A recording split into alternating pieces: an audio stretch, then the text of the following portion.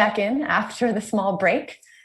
I will begin now by moving into the second half of this afternoon session. We'll have 3 more projects, and the next project will be presented by Malvin Bunata and Santiago Alvarez. So without further ado, I will hand over the screen to you and we will give you our attention. Good luck. So hi, everyone. Thank you for being here with us. We are very humbled and grateful to share our thesis with you. Okay, let's do this. Right, let's do this. Hi, everyone. I'm Malvin, and this is my partner, Santi. To start, we'd like to thank our families and friends, our advisor, Kristy, Balliet, SCI-Arc, the panel of juries, the viewers in the live stream, and many others that we can't mention one by one. Thank you. The thesis uses reappropriation as a queer tactic to reinterpret concepts relating to care in architecture. To test and examine the thesis approach, the Romania Transplant Center was chosen as a project brief. The rigid medical program type is challenged through the lens of queer aesthetics in a different form language, one that expands concepts of comfort through the use of familiar objects in unfamiliar ways. So let's dive in. The elements used in the project consist of stitches, plushies, and blankets. We chose these elements because of their manageable scale and soft qualities to expand the aesthetic possibilities into architecture. Everyday objects are typically connected to the domestic scale of what historically has remained available to the queer community. By making do, they materialize creative outlets, even through instances of limited resources. Yes, there's a strong legacy of sewing and seamstressing in drag culture, how they transform everyday available materials into fashionable gowns. Similarly, in the arts, the Untitled series by Felix Gonzalez Torres uses familiar objects like candies and light bulbs to represent his personal experience with complex issues like AIDS. The thesis aims for queer aesthetics by borrowing this long tradition of using domestic scale objects and brings them to the architectural scale. The project invites the user to pay attention to overlooked objects in a more serious manner. The project is located in Cluj-Napoca City, Romania. It'll become an international transplant destination that services most of Eastern Europe, specializing in queer care.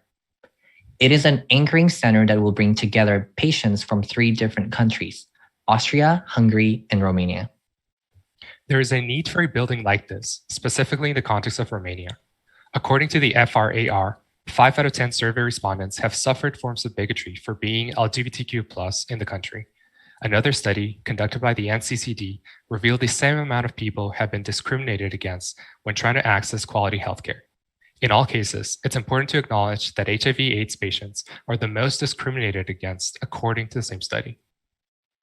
The baseline program from the brief calls for transplant departments that include heart, liver, lungs, and kidneys. Based on the previous evidence, we added queer-friendly departments in an effort to improve medical care. There is a high demand for transplant services within the queer community. First, because of the unfortunate HIV/AIDS epidemic, and second, because of sex reassignment surgeries, which help to align the physical appearance with one's identified gender. The site is located in a 3rd tier of a university hospital complex in connection to a large educational institution. It has a reach that goes beyond the people that directly interact with the building, enabling potential awareness to a larger audience.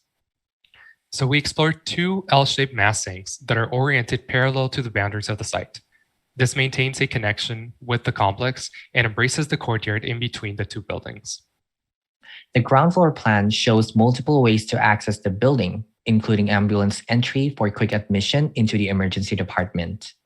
Additional exits are located on the side of the building, linking the ER with outdoor spaces. The main pedestrian access is through the exterior plaza.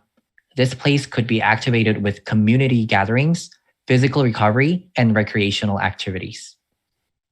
In the upper floor plan, recovery rooms and operating rooms are arranged in an efficient manner while maintaining excessive articulations on walls and corners. In addition, it takes into consideration the need for special education facilities, where a surgical amphitheater is used for students to learn about operating procedures. The elements in the massing negotiate site and program to expand its aesthetic territory. Objects like the stitch are employed in different scales and functions, ranging from mechanical systems to circulation. Blankets become thick enough to hold programs, and plushies are transformed into giant occupiable spaces. The building uses materials that contrast the traditional facades of the city, ranging from metallic pipes, pale blush stone tiles, translucent ETFE panels, and rubber exterior floors for the plaza. In order to challenge the sterile white that is predominant in medical buildings, we selected hues of pale blush as an alternative default color for healthcare facilities. This section emphasizes vertical circulation through the cores. A continuous spiral element, which we call the stitch tower, acts as a recovery ramp for patients and the main circulatory route for staff. The tower connects the program from the second floor all throughout the top of the helipad. Underneath the ramp, there is an ample space for mechanical pipes to stitch the airflow into the rest of the building. So to further investigate the transformation of everyday elements into an architectural scale, these chunk models present how tectonics are materialized in the project. In some instances, stitches become HVAC pipes, while blankets are integrated with the curtain wall into a double facade system. The physical models also bring attention to the importance of air quality in a hospital environment, as it embraces pneumatic features in surprising ways, like the ceiling.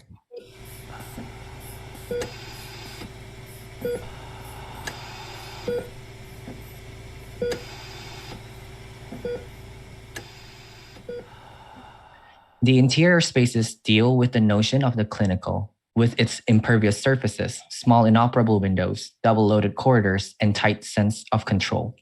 It presents the idea of taking that same program and translates it into uncommon spaces.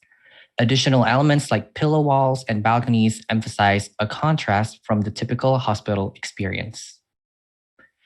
The Transplant Center is still efficient in its arrangement, but it refuses to embrace an architecture that is about the bare minimum. Instead, it displays an alternative that is more expansive and in some ways less controlled, with a particular emphasis on access, a distinctive feature in queer aesthetics. So the project deals with the rigid hospital typology and imagines a new alternative through the lens of queer aesthetics. The transformation of everyday objects into architectural elements contributes to the feeling of surreal smoothness in the city, expanding the notion of caretaking and comfort in architecture. Thank you.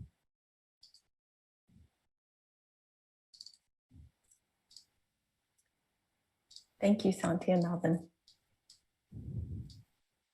Have either of you had Lucy McRae while you were here during Verticals? Yes. Okay, cool. Yeah, because she's done really amazing work questioning the aesthetics of clinical space. And your project is also, even though it doesn't resemble Lucy's work, I think it's a really excellent, provocative challenge of what clinical space should look like.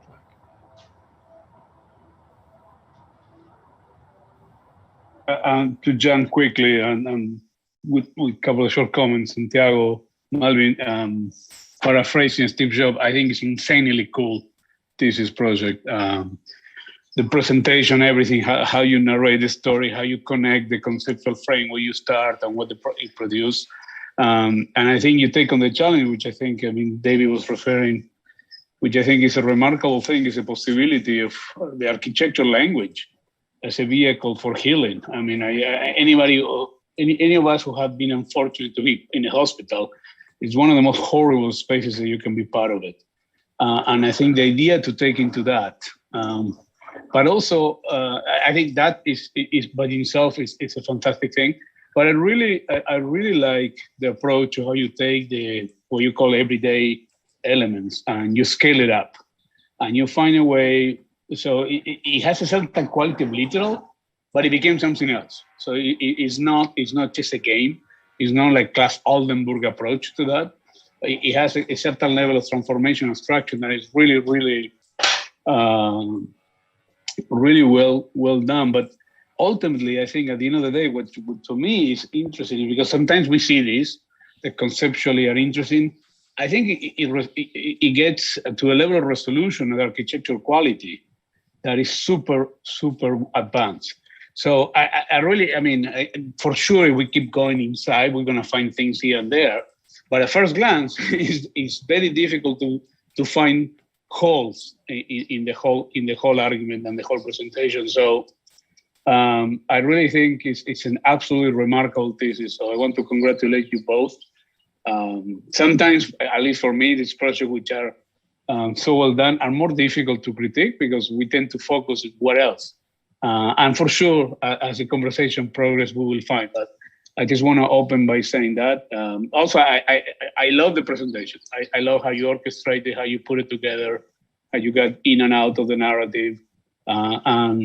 So in a way, it's incredibly personal, but at the same time, is objective enough. It's in and out of those things, and that's a very difficult thing to achieve. So phenomenal.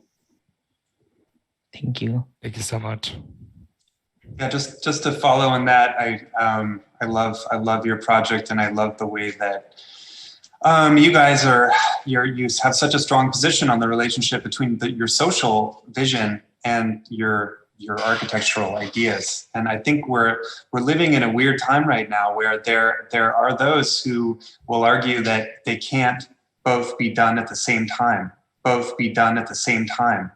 which feels like a very old idea. If I think back to Super Studio back in the time of May 68, it was sort of like down with architecture, yes to the social and to upheaval. And what happened was an inability during the rest of the 70s to put together an architectural project that was up to the social ideals of that time.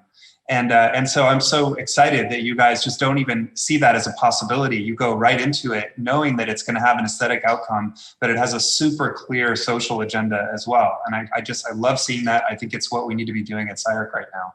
And here. Yeah, and it's also just quirky and weird. I mean, looking at your language, I love the plushies and the blankets and the whole thing. I particularly combined with these metal tubes, which are kind of at first off-putting, but then like the more you get into it, you're like, oh yeah, right. It's like these three radically different elements. They all they relate obliquely to healthcare.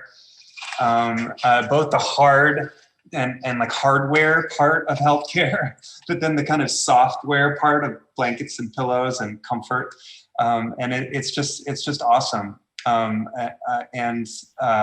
Yeah, and I guess just the last thing is the presentation was really cool, and I love that that you guys spend so much time and really like in terms of timing, in terms of what you said, how you did it. I think that's as much your project as the object that we're looking at, and I think that's also it's really cool to see narrative work also that isn't just storytelling about something that's like a visionary world. That's another thing we've been seeing recently. But this is a narrative about an actual object in the city and something that's very clear. And I think that's very powerful. So awesome, great. Thank you.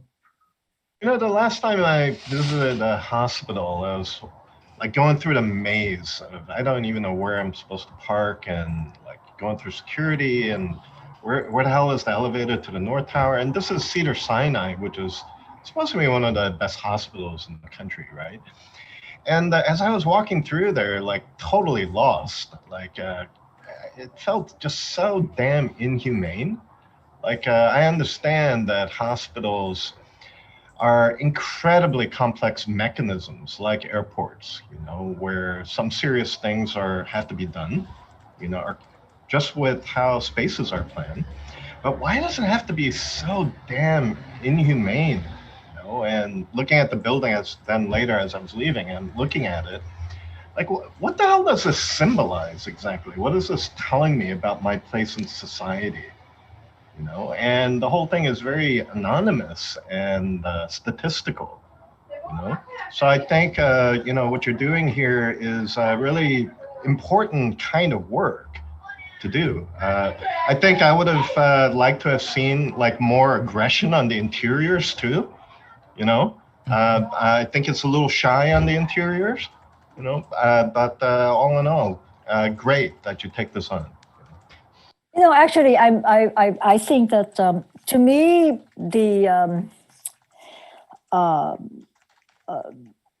your project is first of all, it's, I agree with what Hernan and Tom say. It's a beautiful project, but it's also so well executed.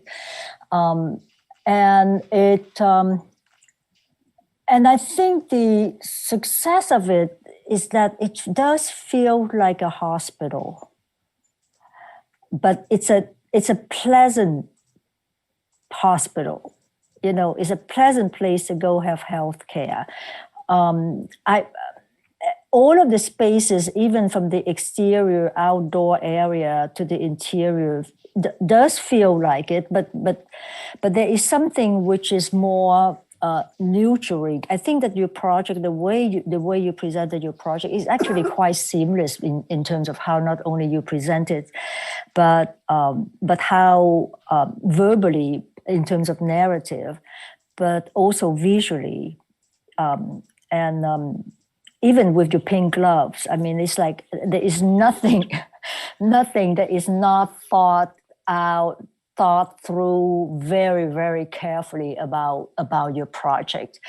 And from that point, I mean, I wanted to talk about the architecture because the notion of something which is soft, pneumatic, could also be very masculine and hard, but the fact that it has this really soft color is so kind of almost make it that everything about your project is like there's a gentleness to that. And then that's why I think that even though I am convinced that this is going to be a hospital, it's not far-fetched at all. It could almost be built tomorrow. And it's very rare for me to see a thesis that has so many things that actually been thought through architecturally. So I really congratulate both of you on that. Thank you so much. I think it's super interesting, and I think definitely culture is architecture in a way, and architecture is culture. It makes me think of an exhibit Matthew Barney had in the Guggenheim, where he made vitrines of a similar color as yours, with the kind of very flesh-colored material. And when we investigated what it was or asked him, it was actually material used for prostheses. So, fake arms, fake legs, whatever. And it was very interesting to see a material that it's vaguely familiar. You don't know why. The vitrine has a strange quality. You don't know why, until you realize that in your memory somewhere you have that connection to people who have artificial limbs, arms, whatever. And I think it would be really interesting for you to see that project, because you have a similar aesthetic in the sense that it has a strange familiarity. And the sound effects were quite incredible with the the breathing and the air moving. But yeah, great project. Thank you.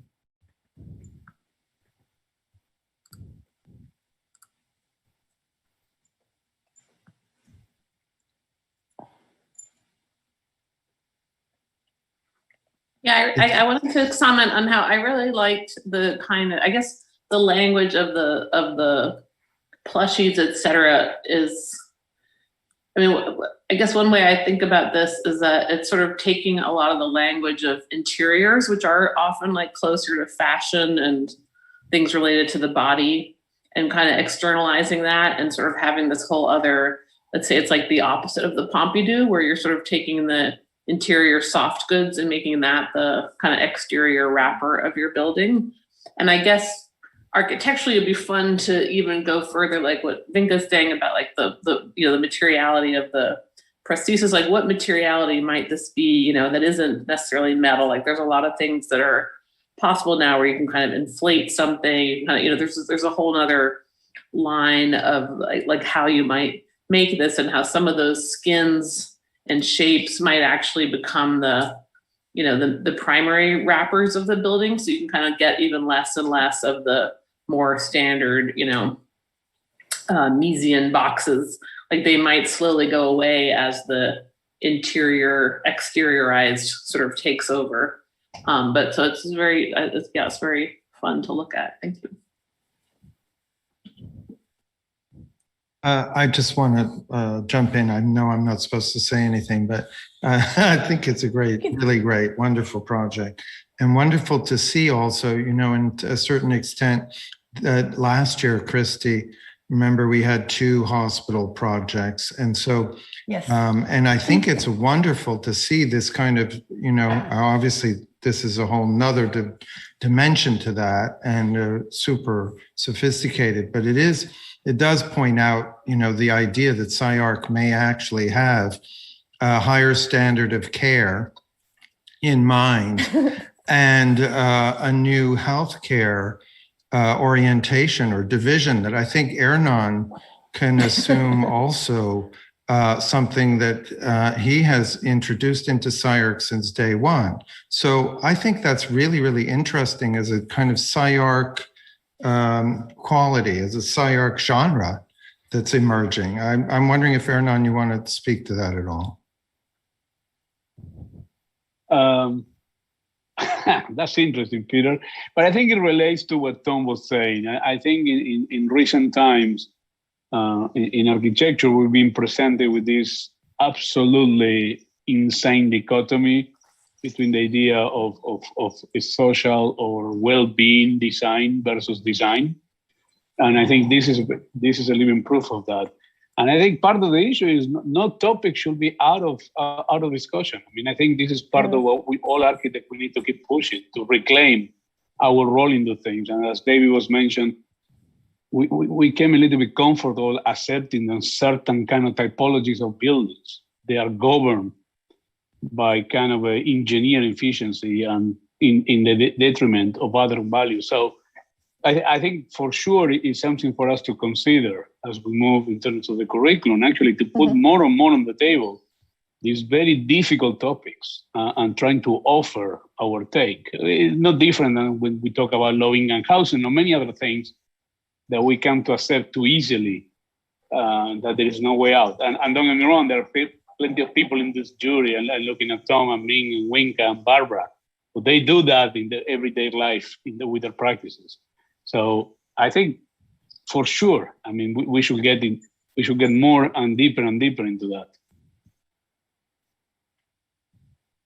It's funny, I've stayed quiet because I've done one of these things, and I'm not very useful for this particular critique, in that because I think it's a beautiful project and a beautifully executed project, and that the goals are really kind of deeply kind of meaningful. But again, I'm kind of hung up in certain realities, and in the broader picture that if you continue this work, you're going to be looking at the architect's role within the medical community and the role architecture plays within that. And it's going to be hugely economic. And because of that, you have to develop a strategy of actually locating the work that's architectural, right? And that the medical profession is changing so quickly that the reality is there's very little specificity in any of this. It's generic space, and it's moving quicker than you can't even design the next phase before they rework the process and the various the complex protocols that connect procedures, right? And that I forgot who said the public space. I know when we were doing the carcinogenic center at Cedars-Sinai, the architecture is going to be the connective tissue, right? Which is going to be which has some potential continuity over at least a 20-year span or something, right? And then you're going to make very particular decisions of where your role is in concretizing, in formalizing the various procedures. And what's so interesting is you've expanded that clearly to an understanding of the medical procedures as social, cultural, even political kind of processes. And to me, that's by far the most interesting part of the project, is the definition which expands the program of our role as architects. Does it make any sense? Yeah. And out of that, you're going to be editing, in fact, what is the most important and what is actually the relevant kind of aspects of the formal design having to do with the reality of the various procedures and the future of those procedures, right? And a lot of it's going non-physical because they're moving at the speed of light at a molecular level, right? And they now don't require physical operationals, et cetera, right? And it's changing very, very quickly at that level. But no, it's a very, very beautiful project and just incredibly well executed. And I agree with somebody, whoever said the pink gloves, that it's represents the kind of intimacy that you bring to your work, which is really admirable. Thank you. Thank you so much. Yeah, I would just interject here. I think like many of the projects, they go through phases and different titles. And I think that it's been touched upon here, but I think that as much as their motivation was that of queer care and care in general, there's also an interest here to also be a bit uncomfortable. And I think that it means to kind of move into, in some instances, an aesthetic uncomfortable territory for some, but I think it also means, and I think maybe this is what you were talking about, Peter and Hernan and Tom, that increasingly we need to show that architects can deal with uncomfortable issues. And not always just the programs that suit us best. And so I think it's fantastic, Malvin and Santiago, that you went for a program that would allow you to have us all look and understand things that are as uncomfortable as needing healthcare and sometimes not being able to access it. And thinking about how do you as an architect place this building into the world, into a city, into a community. And I think that you've done that with grace, but also with a lot of attitude. And I think that being able to do both of those things is incredibly commendable. And I love Tom Main's comments. I think they're of like the highest level of compliment that two graduates could get, which is talking to you like a peer. Like these are the things that you're going to need to figure out in order to put this project in the world. And I am really confident that the two of you can do that. We still have just a few minutes. If anyone had any closing comments, or Malvin and Santi, if you had any. Just to add what you say, Kristy, I think, well, at least one of the things we always look at Thesis, are we seeing the roots of a career launch path? Are we seeing the genesis of a series of concepts that people can develop over years? And this is one of those. Malvin and Santiago, I think you set up the seeds for what you can develop as architects in the long career ahead from both of you. So to me, that's also important to talk about. This is not just about the end of your education here, it's about the beginning of what you're gonna do next. So that I want to point that out too, because to me, it doesn't happen all the time. When it happens, it needs to be celebrated. Malvin and Santiago, you have to keep the attitude of the pink gloves 20 years from now. 20 years from now, you've got to be at that level, right? We will definitely keep that in mind. You're there deeply at a personal level, right? Got it. I thought that was great. And I just want to maybe just, Tom, push back on you just a little bit on what you said. I feel like, that is true. Absolutely. We do see as a society a lot of healthcare as an engineering exercise. Absolutely true. Just like we do laboratories and other things. But, I think that today there is an interest in breaking into new territories. You have Frank Gehry working on prisons.